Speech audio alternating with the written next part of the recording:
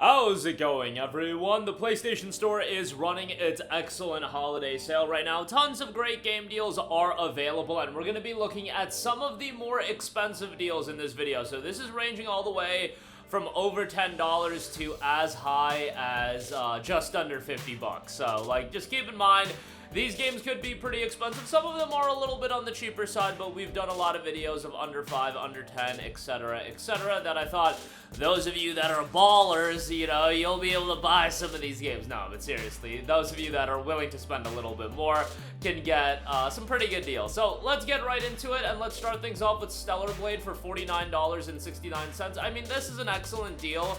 I thought Stellar Blade was one of the best games of 2024. For me, I didn't put it in the absolute upper echelon of 2024 releases, but I certainly thought it was in the mix of the better games of 2024. Excellent soundtrack, great gameplay. Narratively, you know, I wouldn't say it's blow away, but I thought it was serviceable. I know some people were really down on it from a story standpoint, but I thought it was fine. But the gameplay, the visuals, the soundtrack, how stylish this game is. Like, aesthetically, this game is awesome, and not just for the obvious reasons. I just think this game, from, you know, the environment and from a technical standpoint, and how its presentation is done, it's really well done in all regards. From that standpoint, $49 and change is quite pricey for a game that's at this point 9 months old, but it's one of those games that has really held up in price over the last year or so. So I think this is going to be the best price you're going to get on it for a while, and I would say it's well worth it. Is it a super lengthy game? No, but I think for the content it has, it's really well done, and the Platinum Trophy will take you a little bit, so I think you're going to get your money's worth out of Stellar Blade. For this price point, definitely worthwhile a pickup. Next up, Cyberpunk 2077 Ultimate Edition, 35% off for $46.14. Now, this is super pricey as well, but you get Cyberpunk 2077 and you get the Phantom Liberty expansion. I would love to see this, you know, at the $20 to $30 range, but I understand why it's holding up in price. CDPR did so much in updating Cyberpunk 2077 into 2.0, and then Phantom Liberty was incredibly well received. This game has done a phenomenal turnaround, and what you're getting now, like, I thought the initial release, and bear in mind that I was one of those people that had a lot of skepticism going into the release of the game. When this game initially dropped in December 2020, I didn't think it was this abomination. I think relative to people's expectations of the game, yes, it was a grandiose disappointment, but the expectations, people were expecting, like, the second coming of video games out of this game. It was never gonna be that, no matter what CDPR was promising. You know, and I don't think they ever promised the second coming of video games, to be fair, but you get the idea. But now the game is far better, and Phantom Liberty was a phenomenal piece of content, and it was a tremendous expansion, really a case study on how expansion should be done, and a top-level expansion in that regard. 46 and change is expensive, but a worthwhile experience here for sure. Resident Evil 4, the remake, 50% off for $19.99. Looking back at 2023, this was probably my game of the year that year. It's either this or Star Wars Jedi Survivor, and RE4 did not have the technical limitations of Jedi Survivor. I just wasn't crazy about Baldur's Gate 3 and Alan Wake 2 like a lot of other people, but RE4 is tremendous. Resident Evil 4, the original release, was legitimately one of my favorite games of all time. You take one of my favorite games of all time, and you do a high-quality remake on it, you get one of my favorite games of all time again. And I see some discussion on whether or not the remake is better, whether or not the original is better. I think both games are still worthwhile to play, but I really do believe if you think the original is better, you just got crazy nostalgia goggles on. Look, I love the original, it's great, but this is how a remake is done. The original was cool and all, but the remake is phenomenal, and the original is literally one of my favorite games of all time, and relative to when it came out, it's a phenomenal game, but this is a remake that was really well done, and I had a phenomenal time with it. $19.99, great pickup on that. Dragon Ball Xenoverse 2, 60% off for $15.99. I wasn't as crazy about Xenoverse as a lot of other people. I thought it was fine, but I have a lot of friends that really dig Xenoverse, so take it for what you will. You have, like, the time warp gimmick where time is getting distorted and it's up to you to solve everything. MMO gimmicks to it as well, MMO aspect, I should say. This deluxe edition includes the Super Pass, Super Pack 1, 2, 3, and 4. Now, it should be noted that this isn't the special edition that includes the Hero of Justice Pack set, Hero of Justice Pack 1 and 2. But yeah, the deluxe edition for $16 I thought was a pretty decent deal, so wanted to give that a shout. If you're a Dragon Ball fan, you'll have a good time with that. Next up, Disney's Epic Mickey Rebrushed, 50% off for $29.99. I had talked about it leading up to the release of this game that I thought the $60 price tag was way too high. Loved Epic Mickey back in the day, and this is a really, really well done remake, but I was like, you know, probably your best bet is to wait on a discount for it, and this game got discounted so fast. Already 50% off, like Stellar Blade, we're talking about that game being 29% off. I believe it's 29% off, right? Yeah, 29% off. 9-10 months after release. It's been 3 months since Disney's Epic Mickey Rebrushed came out, and it's 50% off already. Very quickly hitting the discounted bin, but at $30, I think this is a great price point for a really well done platformer. Has some quality of life improvements, and Disney's Epic Mickey I thought was already a pretty solid game, and for 30 bucks, I think this is the perfect price point for the game. I say it should have launched at like 40, and that would have been fine. I get it. Publishers nowadays, I just feel like price their games at whatever they can, $60, $70, and then, you know what, if you feel that's too overpriced, they'll discount the game, and with Epic Mickey Rebrushed, they discounted it fairly fast. So now's a good time to jump in and try it out. Next up, we got the Skyrim Anniversary Edition and Fallout 4 Game of the Year Edition bundle. You know, I would say these are two games where Bethesda wasn't, I don't want to say completely washed, but Bethesda's a far cry from what they used to be, and I think Fallout 4 was a game that was fairly divisive, but people look back on Fallout 4, I feel like, with more fond memories. The PS5 upgrade on it is there as well, which is solid, and Skyrim, I mean, Skyrim is one of my favorite games of all time. Skyrim is one of those games that I've played an absurd number of times, but to be perfectly honest, I haven't done a playthrough of Skyrim in quite a while. The years have just gone by so fast that, like, it's been a while since my last Skyrim playthrough, and I feel like I gotta change that, but, brothers, not anytime soon with all the games coming out, and jumping into an open-world RPG that I'm sure I will want to, like, mess around with it for a while. Yeah, not something I want to get into right now, but at some point, maybe over the summer. $26.39 for the bundle, I think is great, and yeah, two classics there for sure. Persona 5 Royal, 60% off for $24, legitimately one of the greatest Japanese RPGs ever created, and I'm not even a crazy Persona fiend like some of these other people, but if you just play a Persona, whichever Persona you play, they are incredibly well done games, and P5 is a really well done game all around. You have the Royal version here with the extra content. It's a sizable extension to the game. Soundtrack's phenomenal. Gameplay as a turn-based combat system works really well, and obviously narratively writing, all of that is really at a high level. $24 is a hefty price for a game that came out, what, at this point, 5 years ago almost for the Royal Edition, and even longer than that, like what, 8 years ago for the original release. But man, the game is so good that like $24 is really a drop in the bucket when you consider the quality level of the game. Spyro Reignited Trilogy, 65% off for $14. It's Spyro 1, 2, and 3. This is a franchise that I grew up with when I got my PlayStation 1 back in the day. Mega Man X4, Spyro 2, Ripto's Rage are the two games that I got, so obviously there's gonna be a little bit of nostalgic bias when it comes to recommending the Spyro games, but as far as platformers go, they are very well done, and the upgraded versions in the Reignited Trilogy are solid as well. Hopefully they circle back to Spyro at some point. I feel like that's an IP that's just been dormant for a while, and a new Spyro could really do pretty well in my opinion, but we'll see if that ever comes to fruition. Next up, Assassin's Creed Syndicate Gold Edition, $15 on this, which I do think is pretty good. You have the Season Pass here as well, with some DLC content. I thought Syndicate was just a very solid game all around. Obviously, just got a 60 frames per second patch on PlayStation 5, so now a really great time to check the game out. And yeah, I thought Syndicate was super underrated. Unfortunately, this was the final game in the old Assassin's Creed style, and y'all know how I feel. Much prefer the older style of Assassin's Creed versus the newer style, but what can you do? The game's great, and I would definitely give it a look.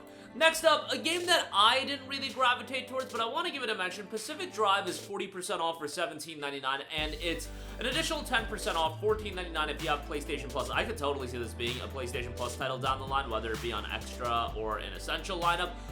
I liked a lot of things about Pacific Drive. I thought the atmosphere was incredible. I thought the narrative was incredibly interesting, and I just thought the visuals and the sound design, all of those elements to help with the immersion, incredibly well done. Crafting gimmicks and crafting mechanics, just not my cup of tea, and I just don't know if I'm ever gonna get into that when that is such a core component of the game. If that doesn't bother you, you'll probably really enjoy Pacific Drive, and I had a fun time with the game overall. But yeah, like, just from a style of game that it is, it fundamentally wasn't gonna be up my alley. I still wanted to give it a shot the whole time just because of how visually engrossing I thought this game was, and from a sound design standpoint, just incredibly well done. Give it a shot. You might end up liking it. If not, keep it on your radar, and maybe sometimes down the line check it out at a deeper discount, or again, if it's a plus title at some point. Legend of Heroes Trails Through Daybreak is 20% off for $48. These Legend of Heroes titles just stay held up in price for a very, very long time. Trails Through Daybreak, legitimately one of my favorite games of 2024. When I was thinking about what were my favorite games of 2024, you know, it's easy to throw an FF7 Rebirth in there, Infinite Wealth, and some of these other titles that are really well known, even a Black Myth Wukong or a Stellar Blade. I didn't even consider Legend of Heroes being one of my favorite games of the year just because it's so much a niche franchise that I'm just like, you can't give it Game of the Year just because, like, from my standpoint, I just didn't even think about it just because it's like, yo, I'm gonna get clowned if I give Legend of Heroes Game of the Year just because it's so hard to get into. But I really do believe Trails Through Daybreak is a good gateway point into the franchise, and I get it that Trails in the Sky remake is coming out. It's not going to be out until the end of 2025, and that's going to alleviate a lot of where do you start Legend of Heroes, so thankfully we can just point to that at the end of this year. Trails Through Daybreak I don't think is bad because it starts a whole new arc. You've got a new cast. Does it tie back into the previous games? Absolutely. That's the great thing about Legend of Heroes. It's this long-spanning narrative arc where you've had so many games and how they interconnect them.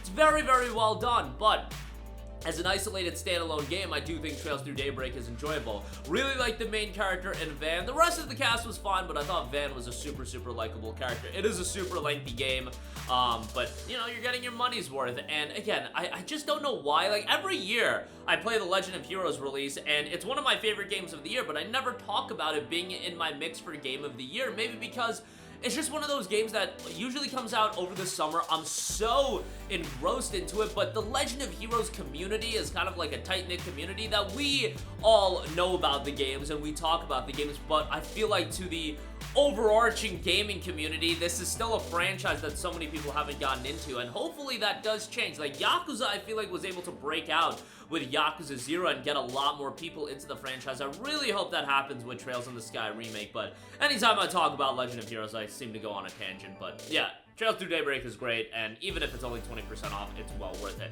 Middle-earth: The Shadow Bundle, 85% off for $10.49. Middle-earth: Shadow of Mordor and Shadow of War, both really well done open-world action titles. A little bit more of a contained open world versus a lot of the open world titles you get today, but I think that's totally fine given some of these open worlds these days I think are way too big for their own bridges. Has a good amount of content. You get the DLC content here as well, and I found the combat incredibly satisfying in both of these games, so definitely for $10.49 a worthwhile pickup there. Kenna Bridge of Spirits, 65% off for $14. This was a PlayStation 5 launch title, and it was on PS4 as well.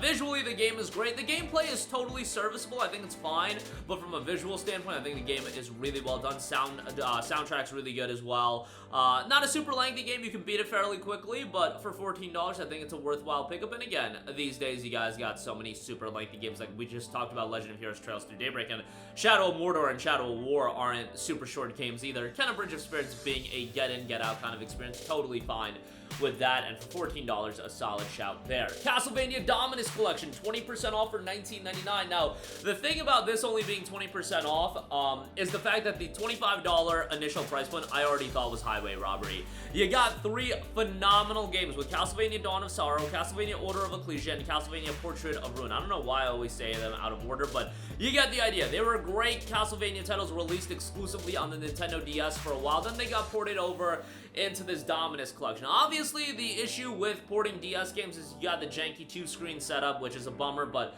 what can you do? These games are at such a high level that who cares? $19.99 is a bargain to get all 3 of those games, and those games are absolutely fantastic. Definitely check them out. You're gonna have a good time with them, and for $19.99, again, a bargain there. Next up, we got a Plague Tale bundle.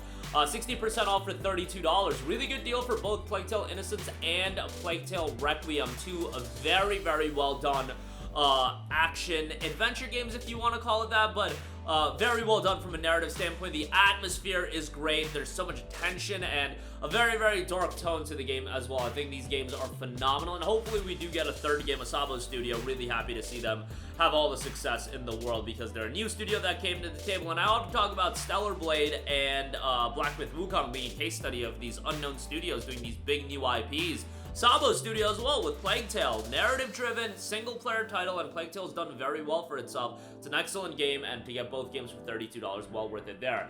Neva, 20% off for $16. Recently released title from the Modest Studio, who have also done Gris, and once again, an incredibly artistic game, a game that showcases games as an art form, and I often recommend Gris as a game that, when it goes super cheap, $3 and change. With Neva, I'm just gonna give it a shout at $16. I think it's a super compelling game, and if you did play Gris and you enjoyed it from a thematic standpoint, I think there's a lot to like out of Neva as well. $16, a good pickup there for sure. Dead Cells Medley of Pain Bundle, 40% off for $24. If you're a Plus subscriber, you'll save an additional 5% at $22. You get Dead Cells and all the DLC.